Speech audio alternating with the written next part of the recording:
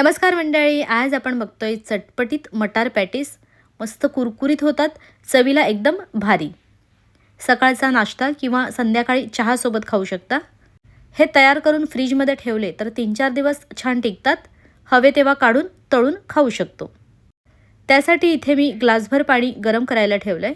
ह्यात घालूया 2 वाटी ताजे मटार. गॅसची फ्लेम मीडियम टू हाय करून मटार उकळवून घेते.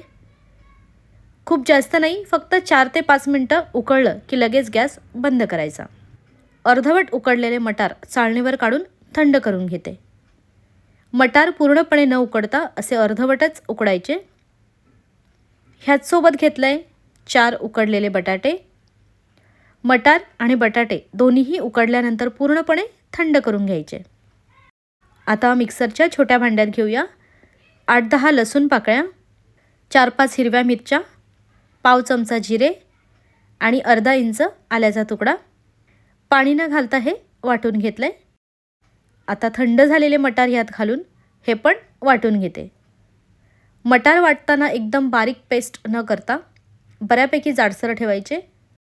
काही मटार अख्खे राहिले तरी छान लागतात. मिक्सरला मटार फक्त 4 ते 5 सेकंदच फिरवलंय. फोडणीसाठी पॅन गरम करून 1 चमचा तेल घातलंय. तेल गरम झाल्यावर 2 चिमूटभर हिंग घालूया. त्यानंतर हे वाटलेले आलं, लसूण, मिरची आणि मटार, चिमूटभर हळद घालूया. अगदी कमी गॅसवर हे 3 ते 4 मिनटं परतलं. आता ह्यात घालूया 1 चमचा गरम मसाला, 1 चमचा चाट मसाला आणि चवीनुसार मीठ. चाट मसाल्यात पण मीठ असतं, तेव्हा मीठ जरा जपून घाला. मटार पॅटीस चटपटीत होण्यासाठी चाट मसाला किंवा आमचूर पावडर घालायचीच. थोडीशी पाव चमचा साखर घालते. ह्यात पाणी बिलकुल घालायचं नाही. आपल्याला हे कोरडं सारण हवं आहे. कमी गॅसवर परतत राहायचं. 5 मिनटं मटार तेलावर परतल्यानंतर ह्यात एक उकडलेला बटाटा घालते. आपण 4 बटाटे उकडलेले, त्यातील 1 बटाटा यात घातलाय.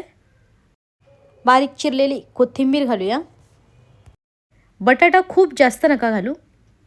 एवढ्या प्रमाणासाठी 1 बटाटा पुरेसा आहे. आता फक्त 2 मिनटं हे व्यवस्थित मिक्स झालं की झालं. उकडलेले मटार मिक्सरला न लावता उकडून डायरेक्ट टाकले आणि पावभाजीच्या स्मॅशरने केलं तरी चालेल. आता ह्यात घालूया अर्ध्या लिंबाचा रस. लिंबाचा रस घालून मिक्स केलं की गॅस बंद. वाटल्यास आता ह्या सारणाची तुम्ही चव घेऊन बघू शकता.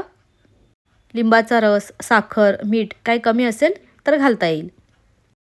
भांड्यात काढून सारण पूर्णपणे थंड करून घेते. तोपर्यंत उकडलेले बटाटे किसून घेऊया.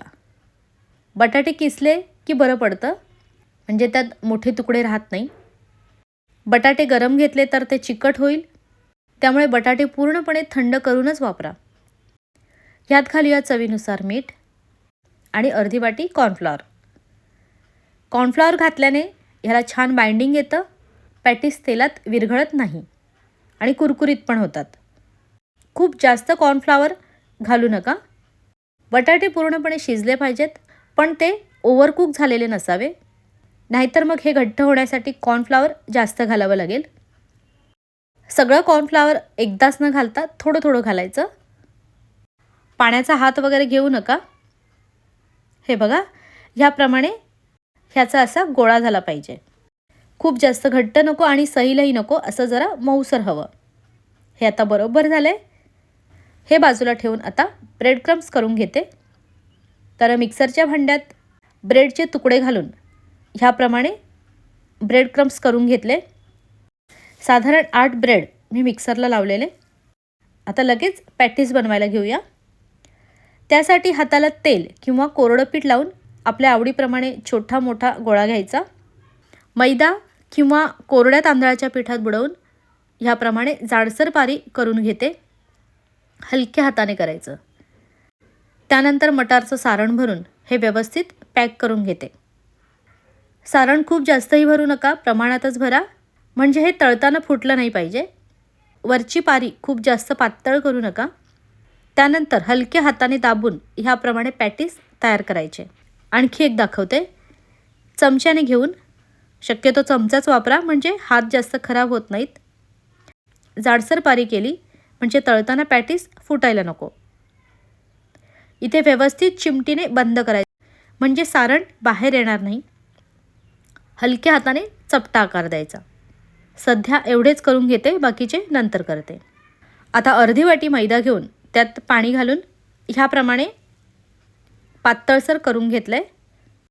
त्यानंतर एक पॅटीस ह्यात बुडवून काटा चमच्याने ह्या पद्धतीने जास्तीचा मैदा काढून घ्यायचा आणि तयार केलेल्या ब्रेड क्रम्सवर हे घालून ह्याप्रमाणे पॅटीसला कोटिंग करायचं.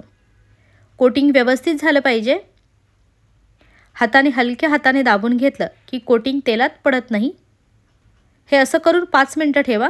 त्यानंतर मग पॅटीस तळायला घ्या, म्हणजे ब्रेड क्रम्स व्यवस्थित चिकटतात. हे असे पॅटीस बनवून डब्यात भरून फ्रीजमध्ये ठेवले तर 3-4 दिवस आरामात टिकतात. जेव्हा खायचेत तेव्हा 10-15 मिनटं आधी फ्रीजमधून बाहेर काढून ठेवा आणि गरमागरम तळून खा. पॅटीस तळण्यासाठी जरा पसरट भांडं घ्यायचं. तेल व्यवस्थित गरम झाल्यानंतर ह्यात पॅटीस सोडून घेते. मध्यम आचेवर पॅटीस तळून घेऊया.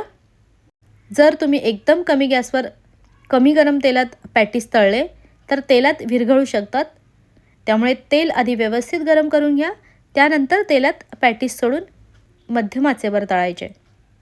1-1.5 मिनिटात खालची बाजू व्यवस्थित शेकली की मग पलटी करूया. दोन्ही साईडने अलटी पलटी करून मटार पॅटीस तळून घेते. असा छान खरपूस रंग आला पाहिजे. हा एक पॅटीस बघा, ह्याची वरची पारी जास्त पातळ झाल्याने हे तेलात थोडंसं फुटलं. त्यामुळे तेवढं लक्षात ठेवा. पारी जाडसर करून व्यवस्थित पॅक करा. आपण घेतलेल्या साहित्यातून ह्या साईजचे 18 ते 20 चटपटीत मटार पॅटीस तयार झाले. गरमागरम खाल्ले तर छान कुरकुरीत राहतात. नक्की बनवून बघा. आवडल्यास लाईक आणि शेअरसुद्धा करा.